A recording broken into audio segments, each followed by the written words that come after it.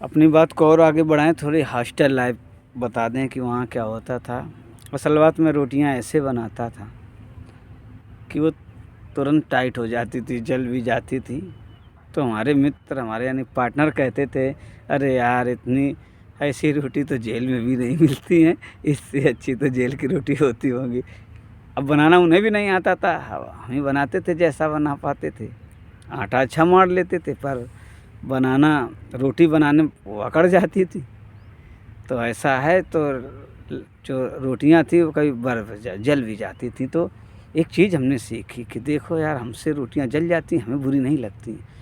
और जब घर में जब पत्नियां बना देती हैं तो लोग गालियां देते हैं, गलौज देते हैं, क्या मार कुटाई सब हो जाती है। तो ऐसा हमने सीखा था। तो यार देखो कितनी गलत बात है। मतलब अपन लोगों से जले तो कोई दिक्कत नहीं, दूसरे से जल जाए तो बुरा।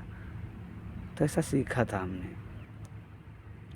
और पूरा हॉस्टल में ऐसा होता था कि मैं सबसे कायदे से तो मिलता ही था।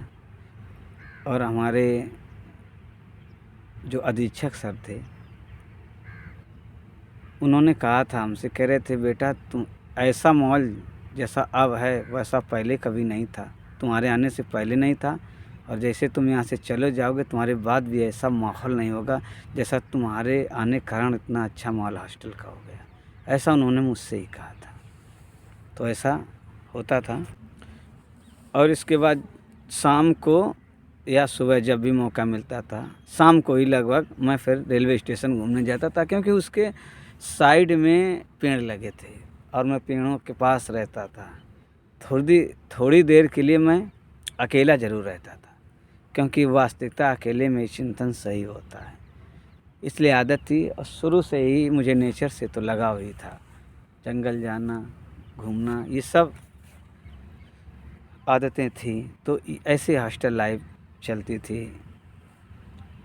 ऐसे ही एक बार बाजरे की रोटी बना खिलाई थी मित्रों को, आज भी याद करते हैं वो। अब चलो क्लास की बात थोड़ा हो जाए। सबसे ज़्यादा नोक झोंक मैं अरुण सर से करता था, क्योंकि साइकोलॉजी पढ़ाते थे, वही सबसे ज़्यादा दिमाग भी लगाते थे। तो सबसे ज़्यादा मैं नोक झोंक उनसे करता था। और इसी नोक झोंक में भी प्यार होता है, ये भी मुझे पहले से ही पता था। तो ऐसे ही उनको मुझे बिना छेड़े चैन नहीं पड़ती, तो हम भी उनको छेड़ते थे ढंग से। तो ऐसा होता था। अब मैं आपको एक बात और बता दूं, थोड़ी सीरियस बात। रिसर्च, जो रिसर्च होता है उसमें एक टॉपिक लिया जाता है, यानी एक समस्या ली जाती है, फिर परिकल्पनाएं बनाई जाती हैं कि ऐसा हो सकता है, ऐसा हो सकता है, ऐसा हो सकता है। उदाहरण के तौर पर मैं आपको बता दूं कि जैसे आपकी टॉवेल खोज गई, तो दिमाग लगाओगे टॉवेल कहाँ रखी होगी, बेड पे रखी होगी कि बाहर टंगी होगी, कि बाथरूम में होगी, कि मम्मी ने कहीं रख दी होगी, कि भाई ने कहीं रख दी होगी, किसी ने कहीं रख दी होगी। ऐसी परिकल्पनाएं, यानी कल्पनाएं आप करते हैं, यही परिकल्पनाएं होती हैं। और इसके बाद आप पूछ कर, जैसे मम्मी से पूछा टॉवेल नहीं पता, भाई से पूछा नहीं पता, फिर जब और किसी से पूछा नहीं पता, फिर चल के देखा, जाकर बेड पे देखा, और फिर बाहर देखा कहीं टंगी है, या बाथरूम में कहीं ना कहीं मिल जाती है। तो फिर ये हो जाता है कि देखो हमने ये जो प्रक्रिया कर ली, यही रिसर्च होता है कि यानी गए ढूंढने और फिर मिल गई। और फिर एक ही परिकल्पनाएं, यानी कल्पनाएं आपकी सही होती जहाँ वो होता है, और कहीं कहीं जहाँ सोचते हैं वहाँ भी नहीं होता और कहीं रखा होता है, बाद में मिल जाता है। तो ऐसा भी हो जाता है। तो यही होता है। और ये चीज़ हम सीख रहे थे, हर चीज़ में बड़े बारीक से हम गौर से हर चीज़ सीख रहे थे, हर किसी की बातों से सीख रहे थे। तो ऐसा चल रहा था। फिर क्या हुआ कि एमएड के आखिरी में एक मित्र ने कहा था, कह रहे थे यार 50 लड़के अगर क्लास में हैं तो तुम्हें 49 की तुम्हारी बातें नहीं समझ में आती हैं। तो हमने कहा अच्छा, मेरी बात मुझे ही समझ में आती है। तो ऐसा भी कह देते थे मुंह पे ही। तो फिर क्या हुआ कि सेकेंड ईयर में काफ़ी, जैसे प्रारंभ हुआ, मतलब प्रीवियस के अंत में, और तो हमने गाना कहा गया, चलो आज गाना गाया जाए, तो फिर गाना हमने फिर गा दिया। और गाने भी गाए तो सब लोगों को पसंद आए गाने। तो हमने कहा भाई ले लो, हमारी बातें नहीं इन्हें गाने समझ में आ रहे हैं। तो फिर हमने गाना गाना चालू किया और फिर हमारे फर्स्ट ईयर पास भी हो गए, सेकेंड ईयर में पहुँचे तो गाना गाते रहे। फिर हमारे जूनियर लोग भी आए, उनके सामने भी गाना गाया। तो ऐसे ही अपने अपनी फरमाइश बताते थे, ये वाला सुनाओ, वो वाला सुनाओ। किसी ने कहा अच्छा ये वाला सुनाओ।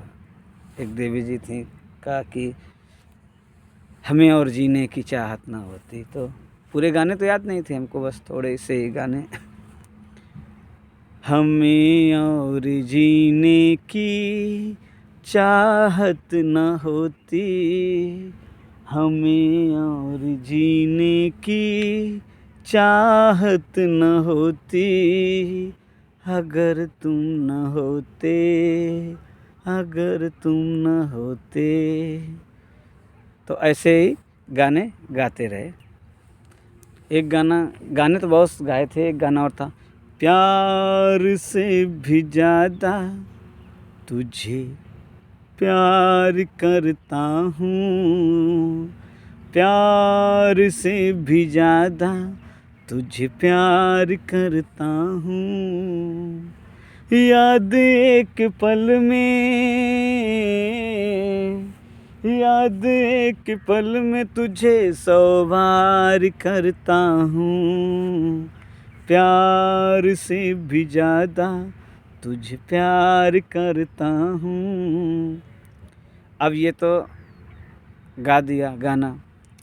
फिर क्या हुआ, गर्मियों की छुट्टी होने वाली थी और हमें जिस दिन छुट्टी होने वाली थी उस दिन हमें थोड़ा सा बुखार था। अब एक लोगों ने जिद करके गाना रास्ते में सुना, स्कूल के थोड़ा बाहर, कहना ना ना ना ये वो गाना सुनाना, बुखारे नहीं भैया एक बार सुनाओ। तो हमने फिर यही गाना सुनाया कि प्यार से भी ज़्यादा तुझे प्यार करता हूँ। तो ऐसे फरमाइशें चालू थी कि ये सुनाओ वो सुनाओ। अब एक बात और हम बता दें कि हमारे जो छोटे गुरु, उन्होंने भी कहा था, अरे यार चेला यार किसी से प्यार कर ले, दोस्ती कर ले, किसी का तो भला कर दो यार, कम से कम एक का तुम भला कर दो। तो मैंने उनसे कहा नहीं, मैं किसी एक का भला अब नहीं करूँगा, क्योंकि भलाई मुझे बहुत लोगों की करनी है।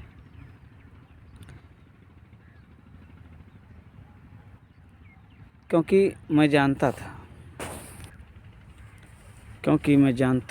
कि मुझे समझना इतना आसान है नहीं। जब तक कोई मुझे समझेगा नहीं तब तक क्या फ़ायदा, क्योंकि मुझे अपनी जिम्मेदारी भी निभानी थी। फिर वही शक्तिमान की तरह पोजीशन यूँ खड़े होना कि मुझे जिम्मेदारी भी निभानी है, और प्रेम को तो मैं जानता ही था कि उसमें क्रोध नहीं होना चाहिए, लालच नहीं, घमंड नहीं, मोह नहीं और काम वासना नहीं। मेरा उद्देश्य क्लियर था। किसी ने पूछा भी कि लगता है यार तुम बदल गए, तो फिर अपनी वही स्टाइल में, गलत, दिलीप कुमार तरीके बदलता है, इरादे कभी नहीं। क्योंकि लगा होगा कि लगता ही बदल गया, गाना गा दिया तो बदल गया, पर फिलहाल समझ कोई नहीं पा रहा था कि गाना ये गाता है, फिर भी प्यार नहीं जानता है क्या। एक दिन मित्र ने कहा, वाह कितना मौसम है, क्या मौसम है। अब हम जानते थे कि रोमांटिक कह रहा है। हमने कहा क्या मौसम, हाँ पानी तो बरस रहा है, हटो चलो। अब सब मुस्करा रहे हैं कि देखो इस प्यार के मामले में गधा है, ये जानता कुछ भी नहीं है। हमने कहा ठीक, गंगाधर बने रहो, ठीक है। तो ऐसा था, क्योंकि मेरा इरादा बिल्कुल क्लियर था कि क्या करना है। कभी कभी देहाती भाषा निकल आती है, क्योंकि वो जाएगी कहाँ जब दिमाग में है। तो क्योंकि मैं देख रहा था कि जो भी प्यार में पड़ जाते हैं वो बंध जाते हैं, और मुझे बंधना पसंद नहीं था।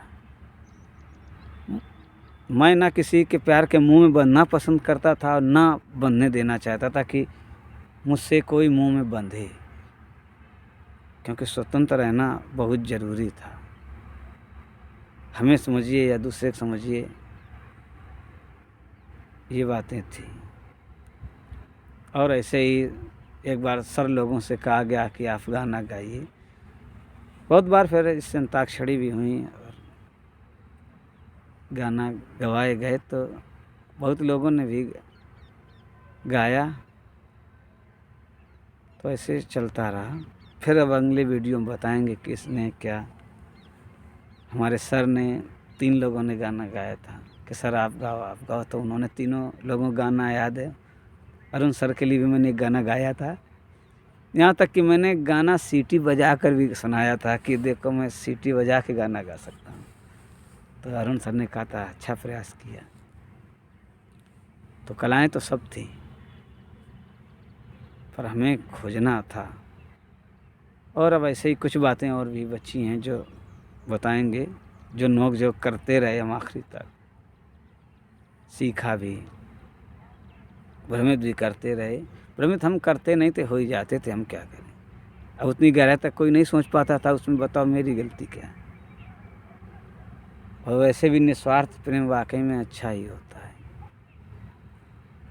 स्वार्थ में आकर चाहत रखना कोई मतलब नहीं होता है। ठीक है, फिर मिलते हैं। आपने वीडियो देखा इसके लिए धन्यवाद। ख्याल रखिए अपना, फिर मिलते हैं।